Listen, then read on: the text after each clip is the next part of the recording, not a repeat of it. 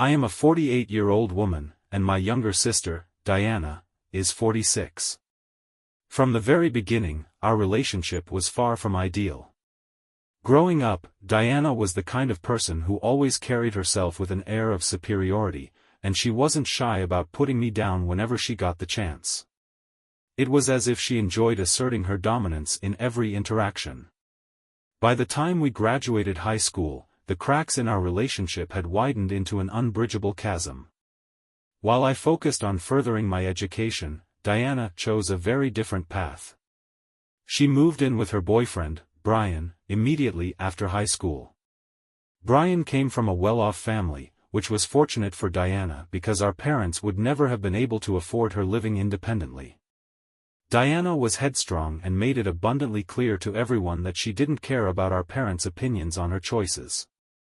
It was her life, and she was going to live it her way. After several arguments, our parents gave up trying to guide her and let her do what she wanted.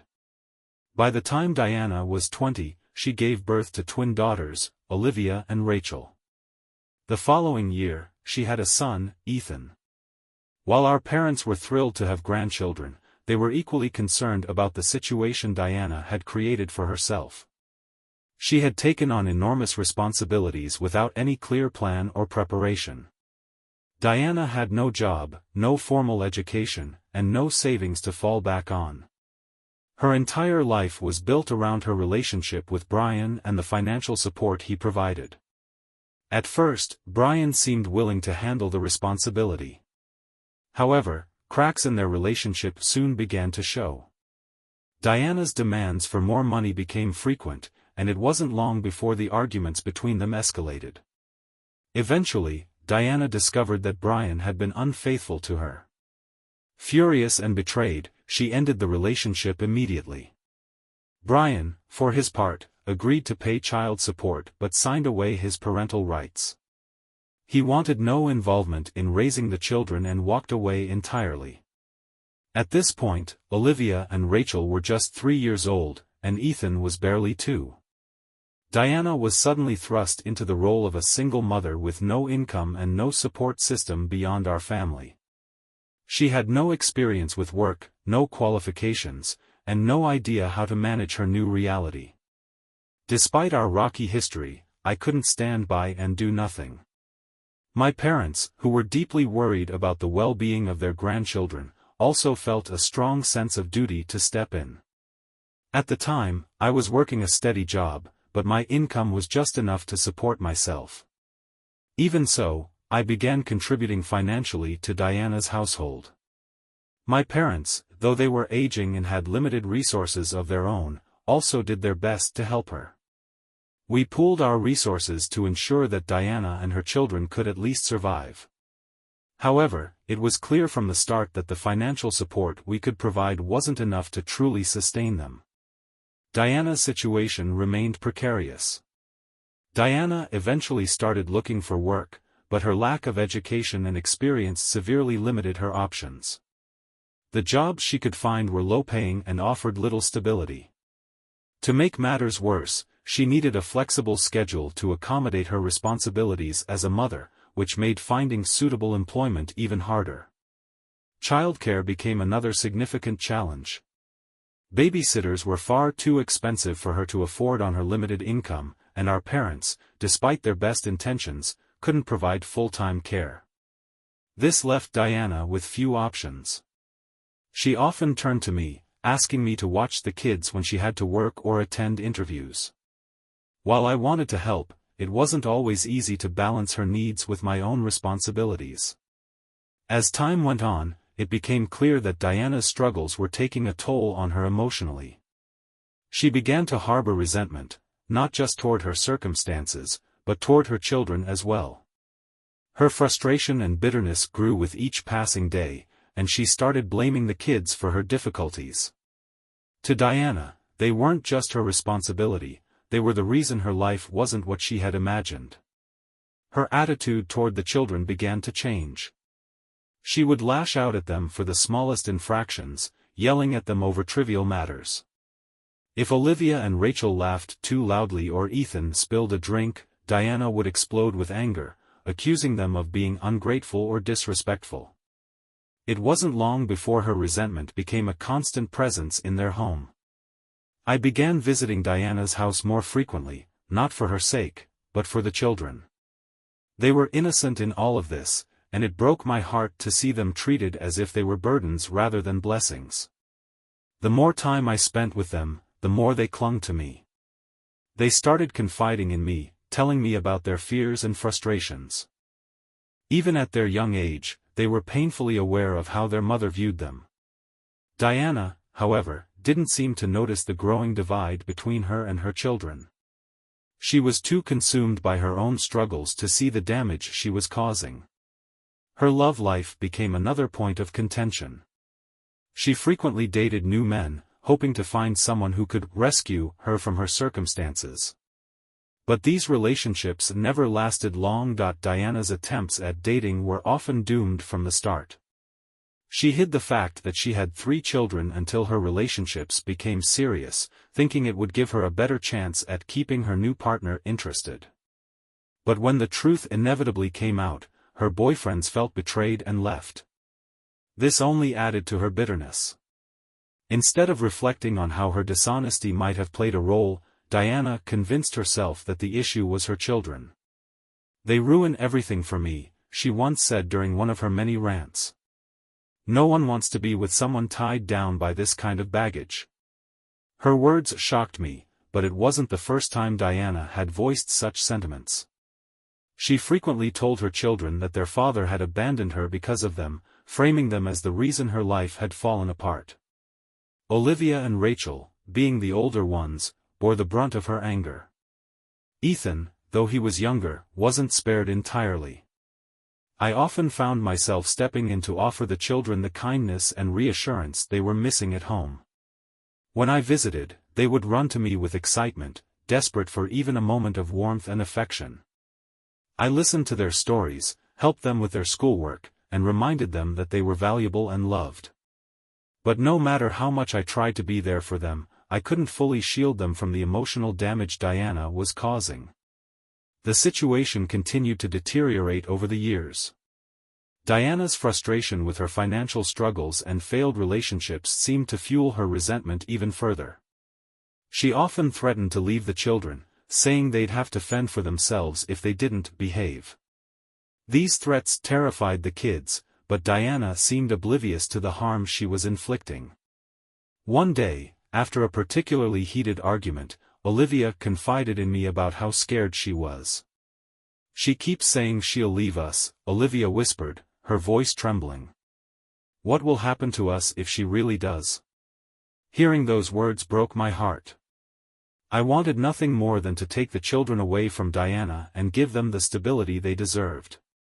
But legally, my hands were tied. While Diana's treatment of the kids was harsh, it didn't meet the threshold for neglect or abuse in the eyes of the law. Any attempt to gain custody would have been futile, and worse, it might have caused Diana to cut me out of their lives entirely. So, I made a choice. Instead of fighting a legal battle I was unlikely to win, I decided to be a constant presence in the children's lives. I visited as often as I could, ensuring they knew they had someone who cared about them. Whenever Diana lashed out, I was there to comfort the kids and remind them that they weren't alone. As the twins entered their teenage years, they began to see their mother's behavior for what it was. Olivia and Rachel started leaning on each other more, forming a bond that helped them navigate the chaos at home. Ethan, meanwhile, continued to seek solace in me. He clung to my every word, looking to me for the guidance and support he wasn't getting from Diana. Diana, however, remained oblivious to the growing divide between her and her children. She was too consumed by her own bitterness to notice how much she was pushing them away. Her complaints about her failed relationships became more frequent, and her criticism of the kids grew harsher. "You'll never amount to anything," she told Rachel one evening when I was visiting. "You're just as useless as your father." I could see the pain in Rachel's eyes as she fought back tears. I wanted to step in and defend her, but I knew it would only escalate the situation. Instead, I waited until Diana had stormed off before pulling Rachel aside. I told her that her mother's words were not a reflection of her worth and that she was capable of achieving great things. It wasn't long after that incident that the twins began planning their escape. They knew they couldn't stay in their mother's house forever, and they were determined to build better lives for themselves. Olivia and Rachel started working part-time jobs, saving every penny they could.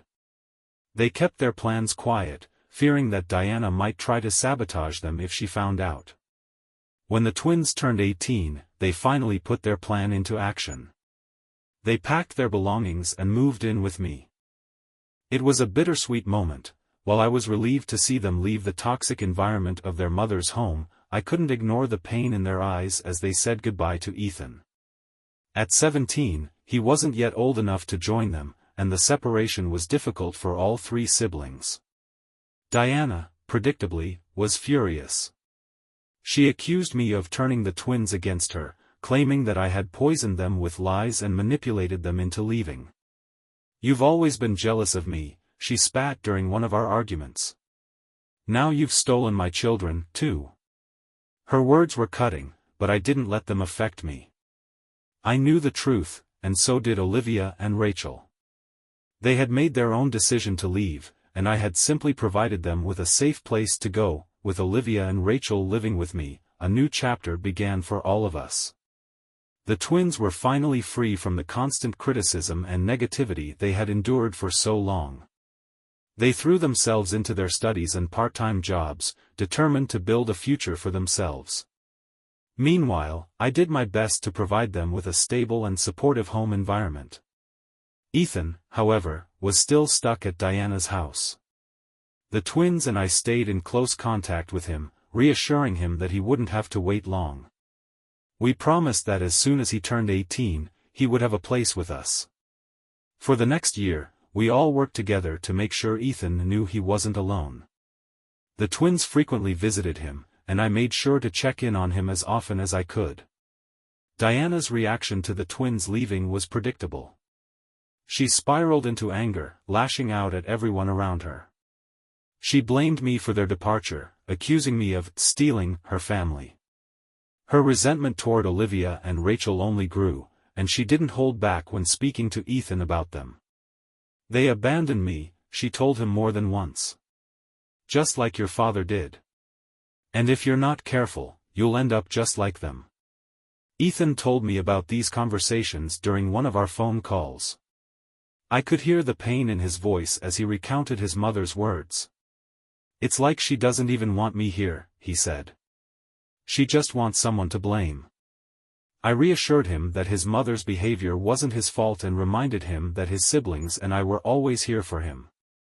As much as I wanted to confront Diana about her treatment of Ethan, I knew it wouldn't help. She was too consumed by her bitterness to see reason. When Ethan finally turned 18, he wasted no time in leaving Diana's house. The day he moved in with me and his sisters was filled with relief and joy.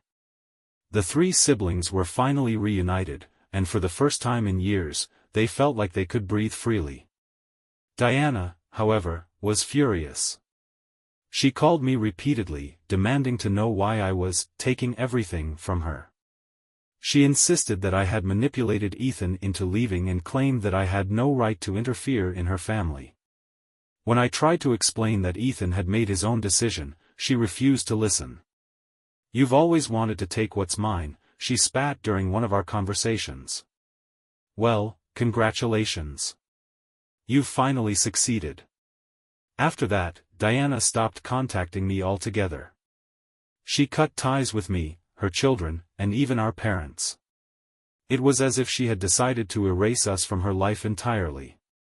For the next several years, life settled into a comfortable rhythm. Olivia and Rachel focused on their college studies, while Ethan began pursuing his dream of becoming a pediatrician. I supported them in every way I could, helping them apply for scholarships and secure student loans. I also provided financial assistance when needed, though I encouraged them to work toward independence. The progress they made was incredible.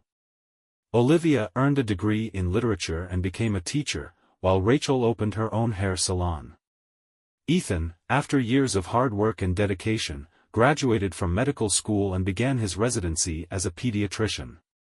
Watching them achieve their dreams filled me with pride, and I felt grateful to have played a part in their success. Although the siblings eventually moved out to start their own lives, we remained close. They often visited me on weekends, and we made a point to celebrate holidays and special occasions together. They were more than just my nieces and nephew, they were like my own children. 2 years after they all moved out, they surprised me on my 48th birthday. Ethan had taken charge of organizing the celebration, inviting friends and family to join us for a small but heartfelt gathering. Despite my protests, he insisted on covering all the expenses himself, saying it was his way of showing gratitude. After the party, Olivia, Rachel, and Ethan pulled me aside for a private conversation. They told me how much they appreciated everything I had done for them over the years. To my shock, they presented me with a check, a joint gift from all 3 of them. I was overwhelmed with emotion and immediately tried to refuse, insisting that I didn't need or want their money. But they were adamant. "This isn't about repaying a debt," Ethan explained. "It's about showing you how much you mean to us.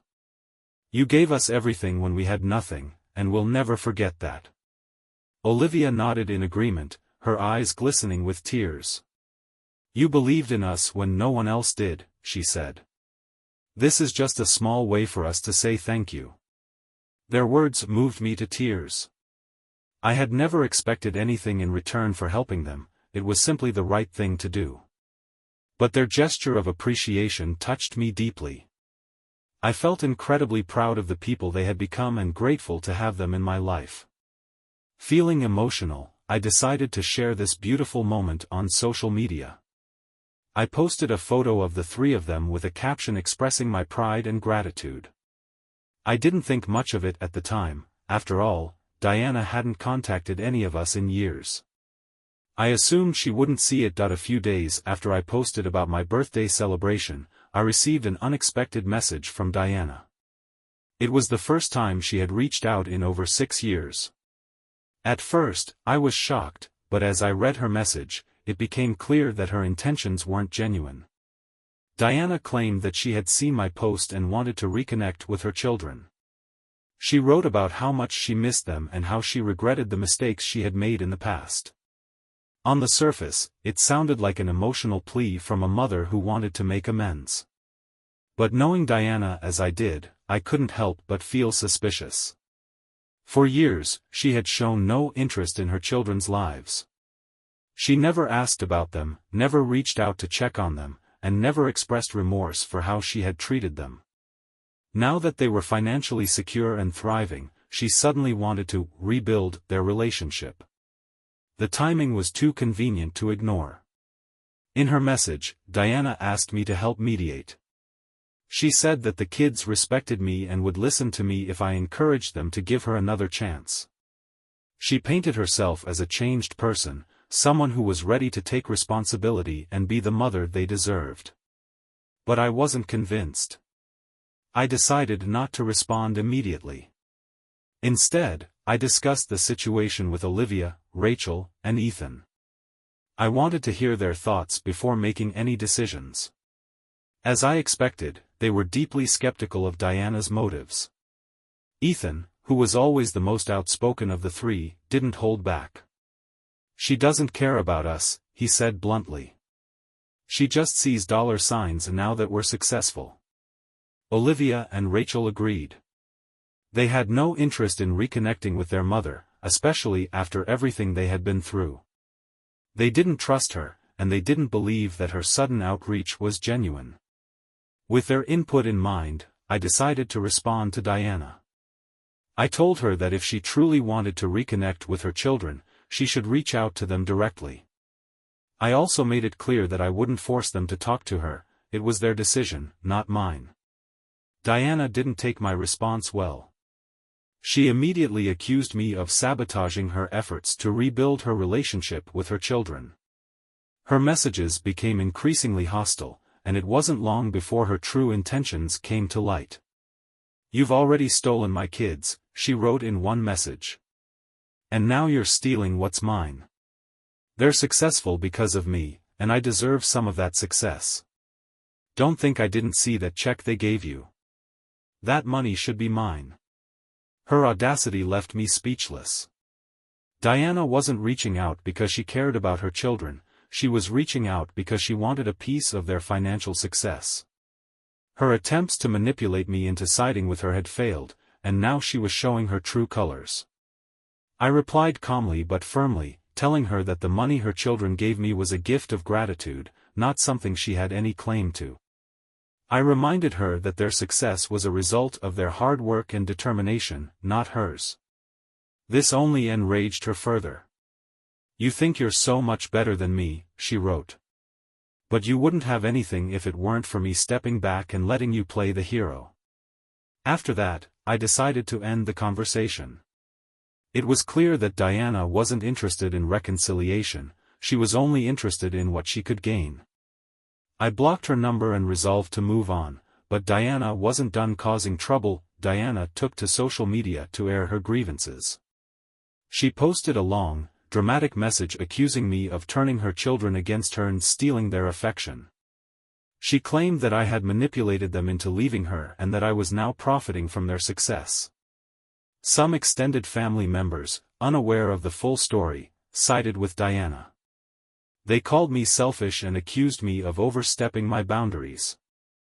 A few even suggested that I owed Diana an apology. It was frustrating and disheartening to see people believe her lies, but I knew the truth would come out eventually. I decided to address the situation head-on. I sat down with Olivia, Rachel, and Ethan and explained what was happening. They were furious when they heard about Diana's posts and insisted that we set the record straight. Together, we drafted a detailed response outlining the truth. In the post, I shared the full story of how I had stepped in to support the children when Diana was unable or unwilling to do so. I wrote about the sacrifices I had made and the emotional abuse the children had endured under Diana's care. Olivia, Rachel, and Ethan also contributed, sharing their own experiences and providing specific examples of their mother's behavior. The response was overwhelming. Many of the relatives who had initially sided with Diana reached out to apologize.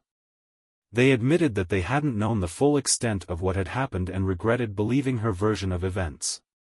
Diana, however, wasn't ready to back down. She tried to defend herself in the comments, but her lies quickly unraveled. Olivia, Rachel, and Ethan weren't afraid to confront her directly, calling out her falsehoods and reminding her of the pain she had caused. The back and forth continued for about an hour before Diana began deleting her comments. By that point, it was too late. The damage to her credibility had already been done, and people had seen the truth for themselves. After deleting her comments, Diana blocked me and her children on all platforms. She sent me one last message before disappearing, accusing me of ruining her life and turning everyone against her. I hope you're happy now, she wrote. You've taken everything from me. I didn't respond. Engaging with her any further would have been pointless. She had shown her true colors, and I was done letting her drag me into her drama.